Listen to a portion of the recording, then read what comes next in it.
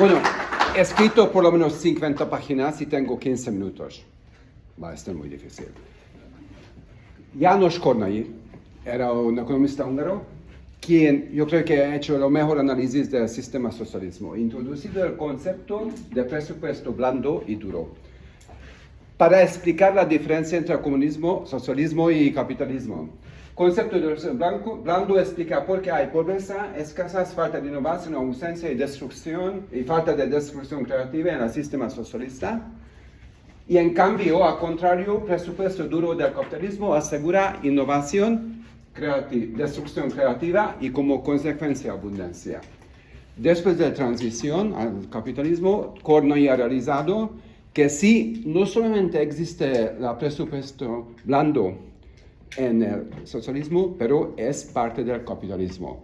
Como he dicho, es una enfermedad genética del capitalismo o síndrome. Y ha dicho que los gobiernos tienen un papel central, crear presupuestarias blandas. En este ensayo voy a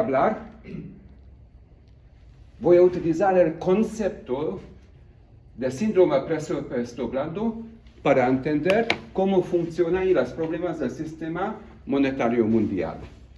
Y voy a explicar que hay una distorsión en el corazón del sistema monetario mundial que está causando el presupuesto blando en el capitalismo moderno. Y esta distorsión crea un sistema monetario que funciona como un milagro, como un móvil perpetuo, y que permite el éxito y la constante expansión del Estado y políticas izquierdas, en comillas, porque izquierda y derecha hacen lo mismo, en el corazón histórico del capitalismo en Estados Unidos y en Europa. Y a pesar de constante crecimiento de intervención estatal y el presupuesto blando, hay una capacidad innovadora tremenda y una abundancia sin precedente, no como el socialismo.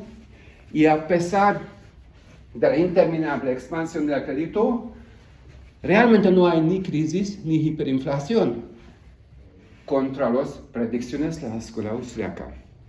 Y yo creo que voy a poder dar una explicación por qué hay esto. Eso aquí. Para entender, empezó con el sistema monetario nacional. El sistema monetario nacional, que nacido con el auge del capitalismo, es más amplio que el concepto austriaco de economía pura de Menger o de Mises, que es importante el poder estatal y los poderes fácticos. Y el sistema nacional monetario tiene tres claves funciones: financiar el Estado y asegurar la implementación de los objetivos de las élites políticos, que incluye el crecimiento del poder estatal. Segundo, financiar la vida económica y crecimiento, que es el base del poder estatal. Y tercero, asegurar la participación favorable en los mercados internacionales, de comercio internacional, que conexión hacia el sistema monetario internacional. Antes, 1914, teníamos el patrón oro. La gran ventaja del patrón oro fue descubierto primero por Hume en el siglo XVII, que era un automatismo asegurar una balanza comercial entre las naciones. Tenía muchas ventajas, pero tiene dos ventajas súper graves para los políticos élites. Uno, ha limitado de la expansión del Estado y el estado de bienestar. Y segundo, padecía ciclos económicos. En las guerras mundiales y gran crisis de 1929 ha destrozado el patrón oro y el comercio internacional. Pero también en estas décadas había un crecimiento de intervención estatal y estado de bienestar sin precedentes. La tarea de reconstrucción posguerra era crear un nuevo orden sistema monetario mundial que sirve dos cosas: reconstrucción del comercio internacional con divisas estables, como era el patrón oro. En el mismo tiempo, da más espacio de flexibilidad para del Estado financia, no como el patrón oro. Dos conflictos. Este fue hecho en Bretton Woods 1944.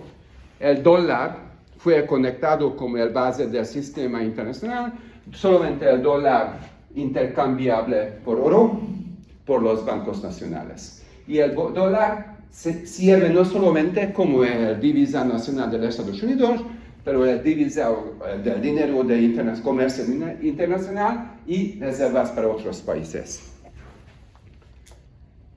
Realmente, el sistema era súper exitoso. Fue estabilizarse el crecimiento rápido del mundo capitalista.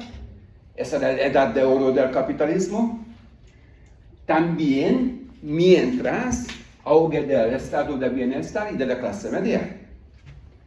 Pero tenía tensiones crecientes, dos importantes tensiones: aumento de la inflación y déficit persistente de la balanza de pagos estadounidense y rápida acumulación de reservas de dólares en los otros países exportadores en sus bancos centrales. La crisis de Bretton Woods fue provocado por De Gaulle, presidente de Francia, quien ha demandado el cambio de acumulado reservas de dólar de Francia a cambiar al oro. Él ha hecho esto porque tenía un consejero, se llama Jacques Rueff. I don't really good. No es bueno en francés. Jacques Rueff era un austríaco y pensado como los austríacos. Se ha dicho, Bretton Woods recreó el pecado de los años 20, cuando el pound británico tenía lo mismo papel como el dólar ahora, como reserva. Y estamos frente a una gran crisis, incluso más grande, que era en 1929, pensaba. El problema clave, según él, las reservas de dólar en los bancos centrales son la base para que los países crean moneda y crédito, mientras los bancos nacionales reinvierten sus reservas dólares en los mercados monetarios de Estados Unidos. El problema es la duplicación de la creación de crédito. En consecuencia, no era como el caso de patronal, cuando era cambio en los inflación y deflación, pero los Estados Unidos puede expandir mientras los demás países también expanden. Y hay doble pirámide del crédito. Solución de Rueff, volver al patrón oro. Solución de los Estados Unidos, Nixon, 1971, cortar el hilo entre oro y dólar y crear el patrón dólar. Decir la verdad que después de los años 70, la crisis de 70, empezó una nueva edad de oro por el patrón dólar. Empezó una nueva ola de creación de crédito para financiar la expansión empresarial y innovación. Es el tiempo cuando empezamos el ordenador, el PC, el Internet, el iPhone, inteligencia artificial, iniciada desde garajes por chavales, ¿no? Típicos entrepreneurs, desde nada. Al mismo tiempo, el crédito para estados mantenía o incluso aumentaba la participación del Estado en la economía a través del estado del bienestar. Empezó la segunda ola de globalización que ha ayudado a desinflación y los bajos tipos de interés y reducción global de pobreza y nueva ola de industrialización en todo el mundo. Y también ha contribuido al colapso del Imperio Soviético, cuando no podía mantener la competición. A pesar del éxito, el patrón de dólar no recibió el problema identificado por Rueff. Ahora no tengo tiempo, solamente es el balance de trade of the United States. Es años 60. Ni se ve ahora que había un problema. Aumenta constante el déficit presupuestario de Estados Unidos, endeudamiento creciente. Aunque tenemos todo esto, estamos enfrente a un milagro. El milagro del patronato, que beneficia a todos los participantes del sistema. ¿Por qué? Así.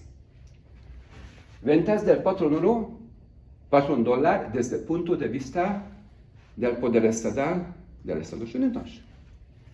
Estados Unidos tiene espacio para una expansión gradual, pero casi ilimitada de la intervención estatal. Pueden hacer lo que quieren, prácticamente. Hacer felices los votantes, comprar votos, digamos. Implementar ideas grandiosas, bonitas. Promulgar, aplicar normativas bonitas, sin tener en cuenta su impacto en la competitividad. Crear nueva clase media, son servicios de Estado de bienestar y puestos de trabajo proporcionados por el Estado. Financiar política industrial, transiciones bonitas y crear un nuevo mundo de justicia. Hay dinero para todo. Además, pueden comprar élites y actores políticos clientas en todos los países y financiar la expansión militar y poder librar guerras donde quieren y cuando quieren, ¿no? Pero también este sistema ventajoso para los demás países. Ingresos de dólar en cambio de exportación, utilizado por los países exportadores a financiar sus propias creaciones de crédito y desarrollo económico. En la práctica, si un país sigue un poquito políticas de común sentido y mantiene un poquito de competitividad, tiene una bonanza, un desarrollo como China tenía, o ahora Vietnam. Realmente tenemos un círculos, parece que tenemos un círculos angélicos, ¿no? Como círculos diabólicos, al contrario. Aunque hay cierta explotación invisible a través del balance del comercio, el imperio de Estados Unidos es realmente muy benevolente, porque ofrece espacio de desarrollo a los estados aliados. Si puedes exportar el mercado de Estados Unidos, como China podía en los años 70, 80, tienes un desarrollo impresionante. Ahora, la clave de sostenibilidad y por qué funciona la teoría austríaca, porque hay una presión constante de desinflación por la competición entre estados exportadores y además, desafortunadamente, existen aún millones de países y billones de gente súper pobres quienes esperan entrar en el mercado de Estados Unidos. Hay un campo casi limitado para sostener la creación del dinero, porque hay mucha pobreza aún. Ahora, pero tiene dos condiciones claves que funcionarán.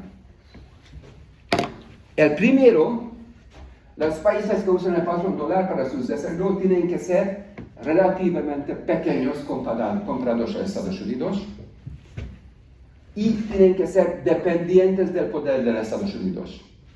Alemania, Japón. Y como el desarrollo de Alemania y Japón fue parado en los años 70, un ejemplo primordial.